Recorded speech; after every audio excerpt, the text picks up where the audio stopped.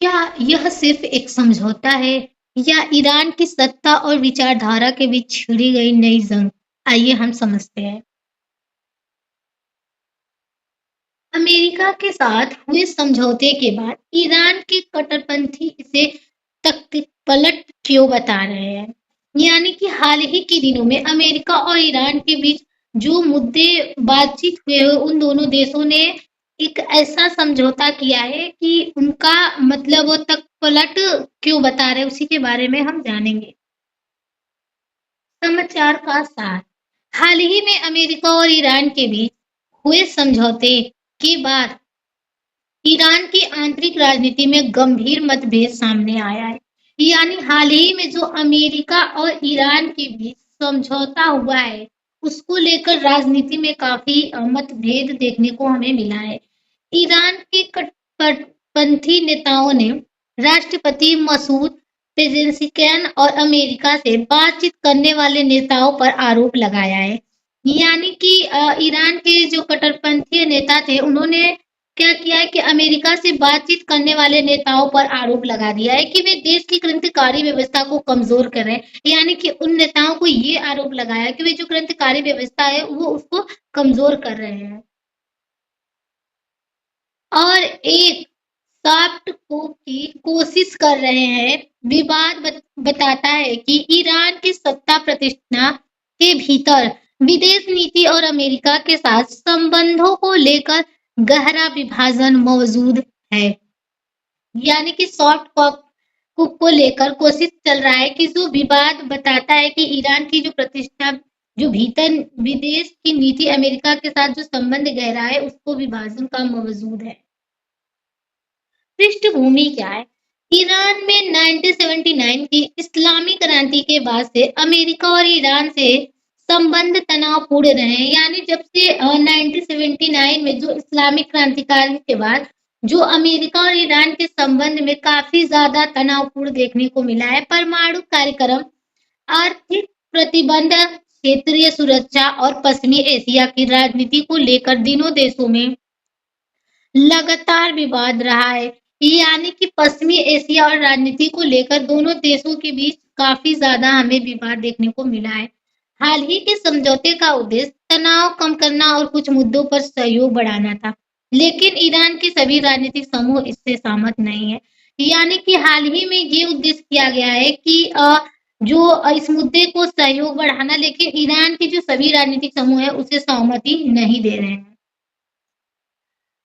कट्टरपंथियों का आरोप क्या है, हम इसके बारे में बात करेंगे। उनका कहना है कि अमेरिका से समझौते के दौरान संसद और पारंपरिक संस्थाओं की भूमिका को कम किया गया है। यानी उनका ये कहना है कि जो अमेरिका के जो समझौते हुए हैं, संसद और पारंपरिक सत्ता को लेकर उसकी भूमिका काफी कम दिखाई दिया है। उनका आरोप है कि सरकार ने क्रांतिकारी विचारधारा से समझौता किया है। यानी कि सरकार ने क्रांतिकारी और विचारधारा के समझौता किया है इन दोनों देशों के बीच। सॉफ्ट को क्या होता है? सॉफ्ट कुक का अर्थ है बिना सेना या हिंसा के राजनीतिक सत्ता का धीरे धीरे हस्तांतरण। यानी सॉफ्ट कुक का अर्थ ये होता है कि कोई अगर राजनीतिक उसकी जो शक्ति है उसको धीरे धीरे जब्त कर लेना, जिसमें राजनीतिक निर्णय संस्थाओं या प्रशासनिक प्रक्रिया के माध्यम से सत्ता का संतुलन बनाने का आरोप लगाया जाता है, जिसमें प्रशासनिक संस्थाओं निर्णयों की प्रक्रिया जो होती है उसे संतुलन बनाने के लिए आरोप लगाया जाता है। इस घटना का महत्व, ईरान की आंतरिक राजनीति में ध्रुवीकरण बढ़ सकता है। यानी कि जो ईरान की राजनीति इसमें ध्रुवीकरण जो है वो बढ़ सकता है। अमेरिका ईरान संबंध फिर से तनावपूर्ण, यानी इन दोनों देशों के बीच फिर से तनावपूर्ण देखने को मिल सकता है। पश्चिमी एशिया की स्थिरता प्रभावित हो सकती है। यानी जो पश्चिमी एशिया की जो स्थिरता है वो प्रभावित हो सकती है। हॉर्मुज डमरू मध्य क्या है? दुनिया के लगभग 20% जो तेल का व्यापार होता है, मार्ग यहीं से गुजरता है, जल डमरू मध्य से ही। यदि ईरान अमेरिका का तनाव बढ़ता है तो ये समुद्री मार्ग प्रभावित हो सकता है। यानी कि अमेरिका और ईरान के बीच अगर तनाव ऐसे ही बढ़ता रहा तो काफी ज्यादा जो समुद्री मार्ग है वो प्रभावित हो सकता है।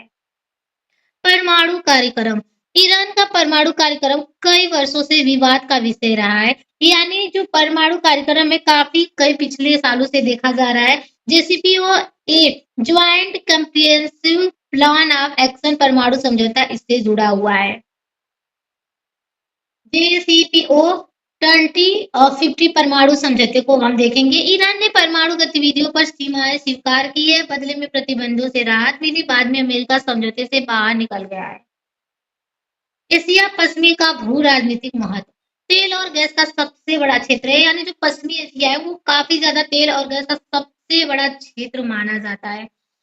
विश्व व्यापार के महत्वपूर्ण समुद्री मार्ग कई क्षेत्र संघर्षों का केंद्र है। यानी अगर विश्व में देखा जाए तो कई ऐसे समुद्री मार्ग हैं जहां से काफी ज्यादा संघर्ष वहां के केंद्र बन चुके हैं। ईरान की राजनीतिक व्यवस्था। स्वस्थ नेता सबसे शक्तिशाली पद राष्ट्रीय पद सरकार चलाते हैं। इस्लामिक रिवोल्यूशनरी गार्ड कॉर्ड्स एवं राजनीतिक प्रभाव वाला शक्तिशाली संगठन माना जाता है। 1979 की इस्लामिक क्रांति के अब हम समझेंगे। शाह मोहम्मद रजा पहलवी का शासन समाप्त हुआ। यानी 1979 में मोहम्मद रजा पहलवी का जो शासन था वो समाप्त किया गया। आयतुल्ला रुहुल्ला खुमैनी के नेतृत्व में इस्लामी गणराज्य की स्थापना हुई। तभी से अमेरिका और ईरान के संबंध जो है वो खराब हुए हैं। भारत और अमेरिका के संबंध की बात अगर हम करें तो भारत अमेरिका का रणनीतिक साझेदार है। वही भारत ईरान के साथ भी अच्छे संबंध बनाए रखना चाहता है। यानी जो भारत है वो ईरान के साथ अच्छे संबंध बनाना चाहता है और अमेरिका के साथ भारत का संबंध रणनीति को लेकर काफी ज्यादा अच्छा है। अगर हम निष्कर्ष की बात करें तो विवाद केवल अमेरिका और ईरान के बीच हुए समझौते तक सीमित नहीं है। यानी जो ये विवाद हो रहा है केवल अमेरिका और ईरान के बीच सीमित नहीं है, बल्कि ये ईरान की आंतरिक सत्ता संरचना, वैश्विक संघर्ष और भविष्य की विदेश नीति को भी दर्शाता है। आने वाले समय में ये देखना महत्वपूर्ण होगा कि सरकार कटौती को लेकर गुटों के बीच टकराव की दिशा में जाता है। यानी आगे यही देखना है कि सरकार इसे किस दिशा में लेकर जाती है। Thank you everyone.